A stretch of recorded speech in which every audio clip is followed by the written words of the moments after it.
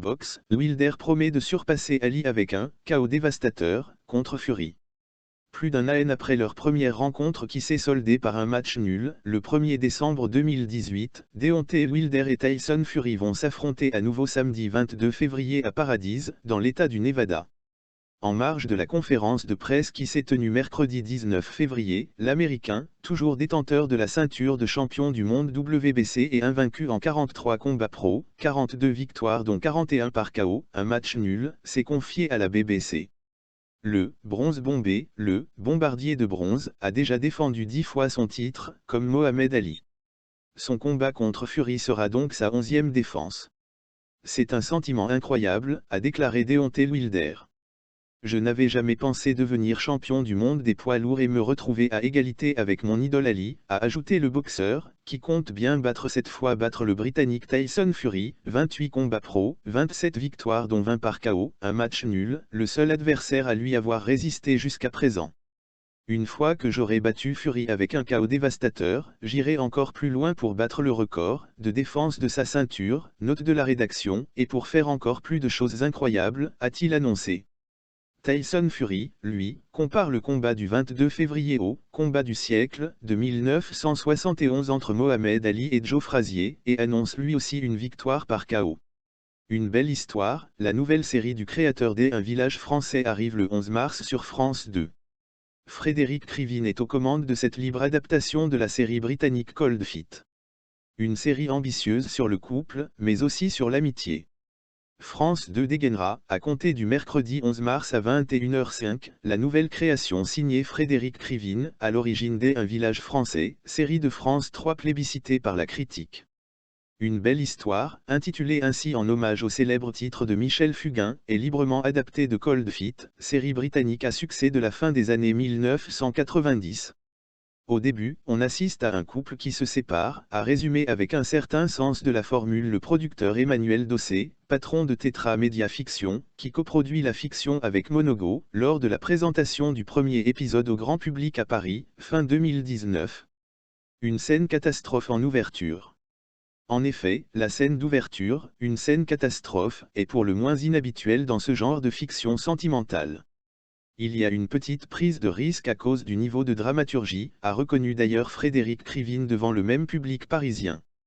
Brillamment mise en scène, cette séquence est marquée par la mort de la compagne de David, interprétée par Sébastien Chassagne, irresponsable sur OCS. L'action débute 5 ans après le drame, alors que David est toujours seul et se console auprès de Mélanie, son hamster. Pilote d'hélicoptère, il va tomber sous le charme d'une de ses clientes, Charlotte, Tiffaine Davio, malgré leur caractère diamétralement opposé. Problème, celle-ci est déjà en couple avec Eric, Thierry Neuvik, son compagnon de 15 ans son aîné, mais les choses pourraient bien changer. Le personnage de David sert de fil rouge entre les différents couples établis d'une belle histoire, chacun en proie à une problématique différente. Le héros est ainsi hébergé par Philippe, Ben, et Caroline, Louise Monod, parents de 2 enfants et couple en crise sur fond d'infidélité. Georges, Jean-Charles Cliché, et Malika, Juliette Navis, leurs amis communs, forment pour leur part un couple dans lequel Malika est directrice adjointe d'une agence bancaire tandis que Georges a toutes les peines du monde à trouver un emploi et préfère se concentrer sur l'arrivée imminente de leur premier enfant, César, qui risque de remettre en question l'équilibre du couple. Que faut-il sacrifier pour réussir un couple? Comme le résume Frédéric Crivine dans le dossier de présentation de la série, la thématique au cœur d'Une belle histoire est celle du sacrifice. Que faut-il sacrifier pour réussir un couple? Le professionnel n'explore pas ici un terrain inconnu puisque sa précédente création, Un village français, avait fini dans ses dernières saisons par devenir également une série sur le couple. Le clin d'œil à la série de France 3 ne s'arrête pas là, le morceau Une belle histoire s'était fait entendre au cours de la 7e et ultime saison. De plus, Frédéric Crivine retrouve ici Violaine Bellet, avec qui il avait déjà collaboré pour Un village français et qui est intervenue en tant que consultante sur la psychologie des personnages. La fiction a décroché le prix de la meilleure série au dernier festival de la fiction de La Rochelle. Cette première saison, qui se compose de 8 épisodes, a nécessité 4 mois et demi de tournage dans le nord de la France. 2 réalisatrices se sont succédé derrière la caméra pour mettre en boîte 4 épisodes chacune, Nadège Loiseau et Marie-Hélène Copty. Une saison 2 est déjà en cours d'écriture, l'ambition pour Frédéric Krivine étant de développer son propos sur 4 saisons, à condition que l'audience soit au rendez-vous. Un léger séisme ressenti ce mercredi soir dans la région de Brest. Un séisme d'une magnitude évaluée entre 3,7 et 3,8 a été ressenti ce mercredi soir dans la région de Brest, dans le Finistère. Aucun dégât n'est à déplorer. Un léger tremblement de terre a été ressenti ce mercredi soir, entre 21 et 22 heures, près de la ville de Brest, rapporte le journal local Le Télégramme. La secousse a été localisée dans la rade entre Brest et Plougastel-Daoulas. Son intensité était encore imprécise ce mercredi soir, sa magnitude étant évaluée entre 3,7 et 3,8, d'après les sites du Bureau central sismologique français et du RENA-SS, Réseau national de surveillance sismique, 2 instances liées et basées à Strasbourg. D'après le RENA-SS, le séisme s'est produit à 10 km de profondeur. Sur les réseaux sociaux, de nombreux internautes de la région partageaient leur étonnement ou leur inquiétude ce mercredi soir.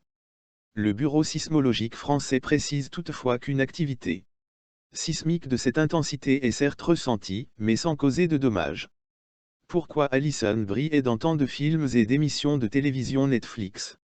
L'actrice Alison Brie joue dans le film Netflix Fille Cheval, sorti le 7 février, mais c'est loin d'être son seul projet Netflix récent.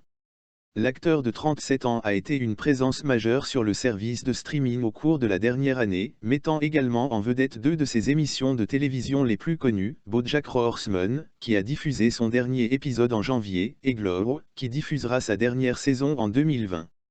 Avec autant de projets, il est juste de se demander si elle a un accord avec Netflix ou s'il y a une autre raison pour laquelle elle a été si active sur la plateforme. Dans Horse Girl, réalisé par Jeff Bene, Les Petites Heures, Brie incarne une jeune femme qui travaille dans un magasin de tissus et commence à vivre des épisodes de maladie mentale. Le thriller psychologique a fait sa première au Sundance Film Festival le mois dernier et a attiré des critiques mitigées, mais beaucoup ont été favorables à la performance de Brie. Le Hollywood Reporter l'a appelé « affiné » et le Wall Street Journal l'a appelé « distingué ». Son travail dans Horse Girl est un contraste de ton de Glow, la série à succès de Brie sur les Gorgeous Ladies of Wrestling des années 1980. Brie a attiré des éloges similaires pour sa performance dans le spectacle, et bien qu'il s'agisse plutôt d'une comédie simple, elle affiche une gamme dramatique impressionnante. Continuez à faire défiler pour continuer à lire. Cliquez sur le bouton ci-dessous pour démarrer cet article en vue rapide. En relation, la fille de cheval de Netflix se terminant expliqué. Brie exprime également Diane Nguyen, un personnage majeur de BoJack Horseman, qui pourrait être le plus aimé de ses 3 projets Netflix sur les écrans ces derniers mois. L'émission a été considérée comme l'une des meilleures à la télévision depuis sa première en 2014, et elle s'est récemment conclue après 6 saisons à un succès critique majeur. Par tous les comptes, Brie a été l'une des plus grandes stars du service, ses 3 derniers grands projets ont tous été sur Netflix. Il est peu probable que ce soit autre chose qu'une coïncidence, car il n'y a aucun rapport public d'un accord garanti à long terme. Brie a toujours été une actrice prolifique depuis son entrée en scène en tant que Trudy Campbell dans Mad Men. Elle est apparue dans au moins 4 films et émissions de télévision par an depuis 2015. En 2016, elle avait 9 projets, dont un rôle de voix dans le jeu vidéo Marvel Avengers Academy et une apparition dans le pilote pour les enseignants. Elle joue des rôles dans des longs métrages, des émissions de télévision, des jeux et même des clips et des courts métrages. Pendant ce temps, Netflix a produit de plus en plus de contenu au fil des ans, avec un pédigré croissant. Cette année, The Irishman, The Two Popes et Marriage Story ont tous attiré l'attention des Oscars. Les guerres de streaming peuvent commencer, mais pour le moment, Netflix est toujours la force dominante en termes de contenu original. Pour tout acteur ou actrice qui travaille autant que Brie, il est de plus en plus probable que leur travail se termine sur Netflix. Elle n'est pas la seule à avoir participé à plusieurs émissions Netflix récemment. La star de Mad Men, Kiernan Shipka, a également été prolifique sur le service de streaming. Elle a joué dans The Silence, Let It Snow et Chilling Adventure of Sabrina. Mais comme Brie y a connu tant de succès, il est probable que ces expériences positives l'ont rendu plus susceptible de retravailler avec eux. Le public ne devrait pas s'attendre à ce que chacun de ces projets à l'avenir se retrouve sur le service de streaming, mais néanmoins, Fille Cheval poursuit une longue et fructueuse collaboration entre Alison Brie et Netflix. Suivant, les 25 meilleurs films sur Netflix en ce moment. Venom 2 a déjà corrigé l'un des pires moments du premier film. À propos de l'auteur. Jeremy Layton est un écrivain et journaliste basé à Brooklyn, New York. Il écrit également pour le New York Post et a déjà écrit pour Sport Illustrated. Il est diplômé en 2016 de la Medill School of Journalism de la Northwestern University. Il est fan de films indépendants, Oscar Isaac, South Park, Haruki Murakami et les Chicago Bears. La saison 21 des Inspecteurs Barnaby dès le 8 mars sur France 3. La fiction britannique est un pilier de la grille de la chaîne publique depuis 2001. Increvable Inspecteur Barnaby. Dimanche 8 mars prochain à partir de 21 h, France 3 entamera la diffusion de la saison 21 de son emblématique série policière britannique diffusée depuis 2001 sur son antenne. Composé de 4 épisodes inédits de 90 minutes, Midsomer Murders, titre de la version originale, est toujours adapté des romans de Caroline Graham. Dans cette fiction diffusée depuis 1997 sur ITV Outre-Manche, l'inspecteur Barnaby, Neil de John, est chargé de faire respecter la loi dans le comté de Midsomer. Succès d'audience. Succès d'audience non démenti pour France 3, Inspecteur Barnaby avait encore brillé lors de la diffusion de sa saison 20, de la fin décembre 2018 à début février 2019.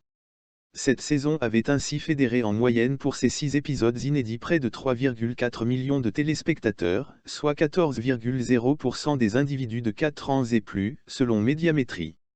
Intitulé Le Point d'équilibre, le premier épisode de cette saison 21 de Inspecteur Barnaby racontera l'histoire d'une enquête sur la mort de Rosa Corrigan, une journaliste freelance et championne de danse.